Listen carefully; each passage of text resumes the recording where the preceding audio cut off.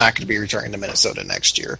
Also, Patrick Ramsey was kind of a stopgap guy they picked up just in case something happened last year. So really, when you look at their quarterbacks, you basically look at Joe Webb and you look at Rhett Bomar. Rhett Bomar's kind of a guy they're hoping they can develop, and Joe Webb's the guy that they aren't really sure on. So actually, I think quarterback is a possible position of interest here. I'm just not secure picking someone here. I don't think they will. Actually, Minnesota is probably my top team, I think, for trading to get someone else. Trading to get McNabb or something like that. So I actually don't have them going quarterback here. Instead, I have them picking up Daquan Bowers because I can't believe I had Daquan Bowers falling to number 12. That is baffling to me. This was a guy who, like, 3 months ago was talked about as the number 1 draft pick, and I have him just tumbling out of the fucking top 10.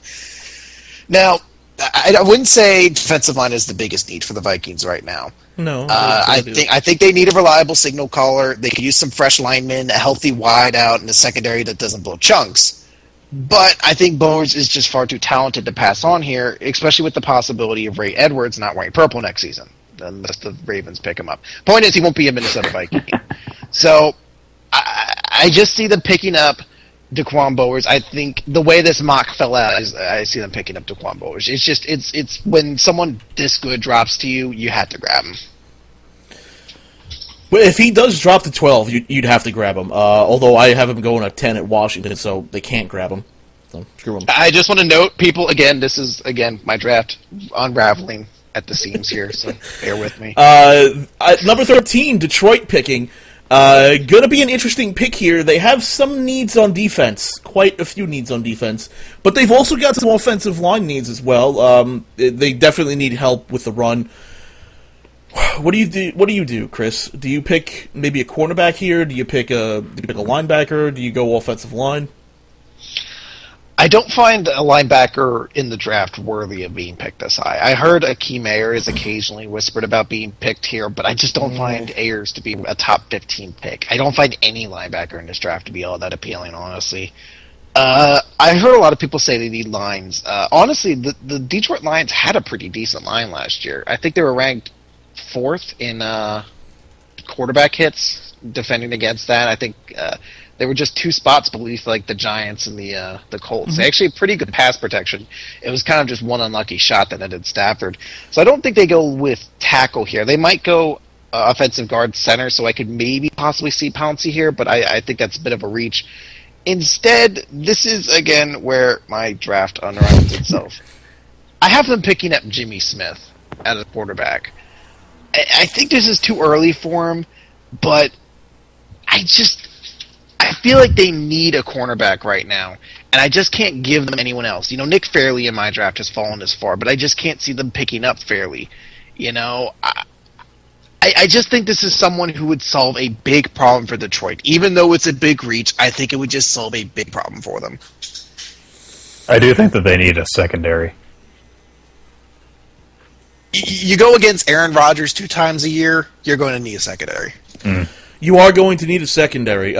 So for the Detroit Lions, for me, I didn't go secondary. I realized that that's what they need, but instead I went for the 311-pounder Anthony Castonzo, the offensive tackle out of Boston College. I don't know why. I think really at this point, I looked at the board and I said, listen, they need help at cornerback. Their choices are gone. Okay, their choices are done. Their choices are gone. They need help in linebackers. There's no good linebackers here. They need help on the defensive line. Maybe they could go J.J. Watt here. They also need help on. They also need help on the offensive line, and I think a good 300-plus pounder there, somebody they can sort of build up year in, year out, I think is a good pick here, so I think they go with Anthony Castonzo. Also, he's probably the best one on the board at the time, so I'm sorry. I don't know why I picked an offensive tackle for Detroit. I really don't. To be fair, a lot of people do think that they need an offensive tackle. It's just, if you're someone who looks out of the perception of the Lions, you think they need an offensive line after, especially what happened to Stafford. Well, I'm not even...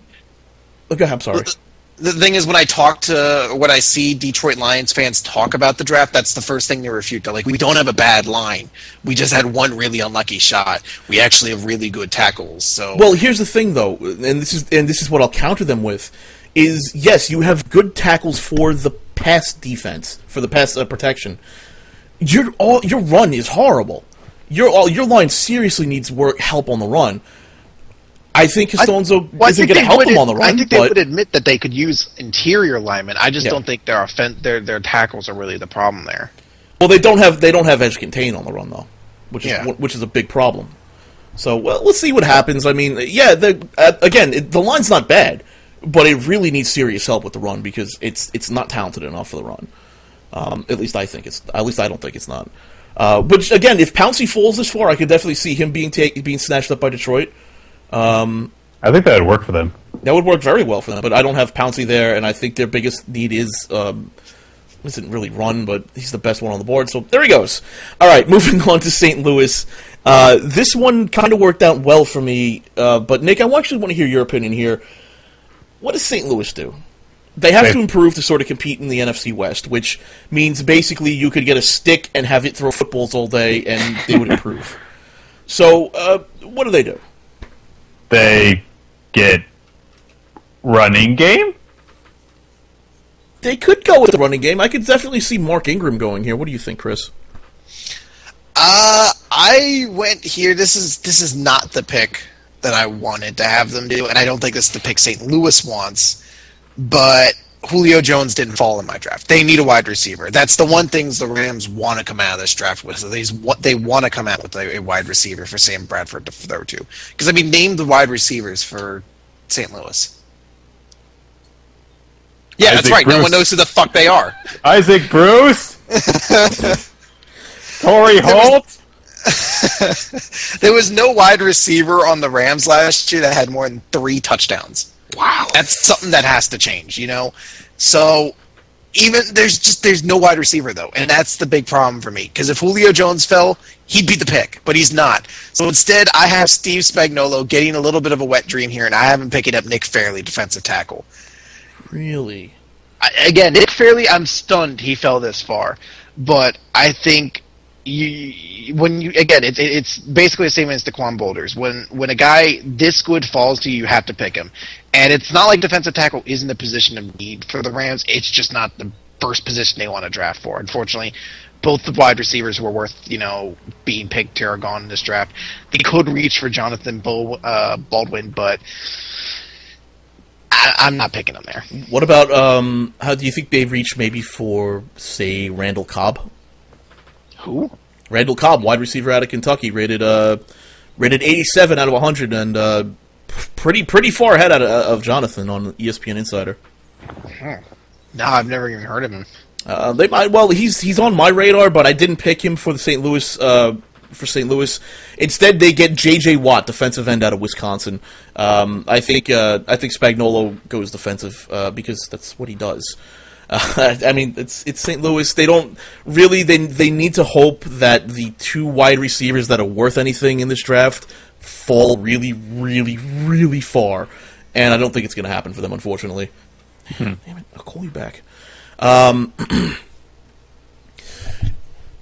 Next on the list is number 15, the Miami Dolphins. And this is where things can get interesting. I think a lot of people are picking Mark Ingram to go here, Chris. What about you? I actually have Mark Ingram going here because it's like the perfect fucking pick. I'm sorry, it is. The Rams. The Dolphins need a running back. Mark Ingram, this is a nice spot for him to get picked up. I know some Dolphins fans hate it, but it's too perfect of a pick right now. This is need meets value, just in a perfect, sexy little combination. It's like the Reese's peanut butter cup of picks. It's just perfect, But at the same time, shut up, Nick. But at the same time, I'm kind of tentative about this pick because at this time last year, the surefire perfect pick was Tim Tebow to Jacksonville.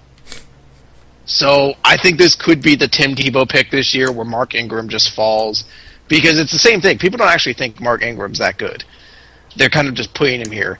I think this is a pick that right now people are saying is perfect, but when the actual draft comes around to fall, but I'm picking Ingram here. Okay, you know how I said I don't have Von Miller going in the first round? Yep. Well, prepare to be surprised even more. I don't have Mark Ingram going to Miami.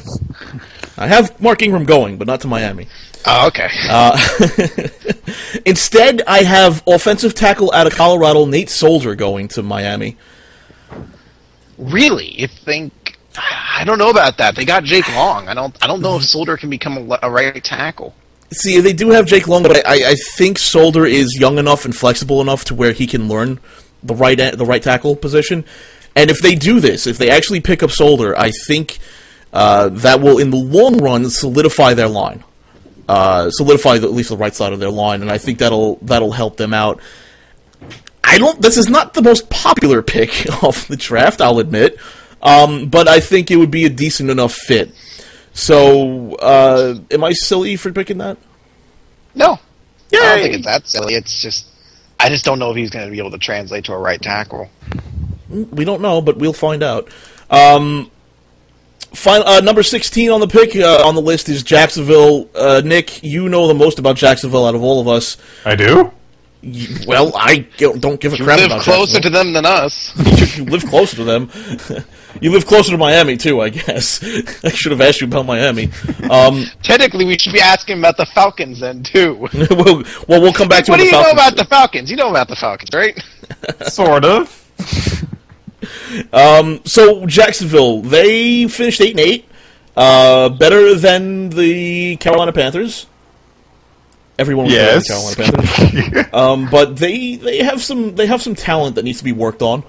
Smith is a raw talent. Alden Smith could be one of their picks. He's one of those raw talent deals that you can work on. But they also have other needs. For example, let's say defensive tackle. They could use one of those. They could use a running back, although that's debatable. Jones-Drew is one of the better running backs in the league. Well, yeah, but they could use someone behind him too. True. They don't really have anyone behind him. And you can never these days. You can never have enough running backs. Yeah, you can. I mean, you go through them like paper. So where do you think they go? Wait, what the hell? Oh, okay, never mind. I was confused because I was looking at the Jaguars' current roster, and I only saw Todd Bauman and Trent Edwards as their quarterbacks, and then I realized that Garrard was on injured reserve. Okay, that makes sense. They need quarterback now. Todd Bauman's our first choice. Do you think maybe they just play with this pick and they get maybe like a project player who has huge upside potential but could also be a bust? Yeah, I'm trying to remember what happened to the Jaguars that made them, because they were at one point leading the Colts for the South, and then they just kind of lost 3 straight games.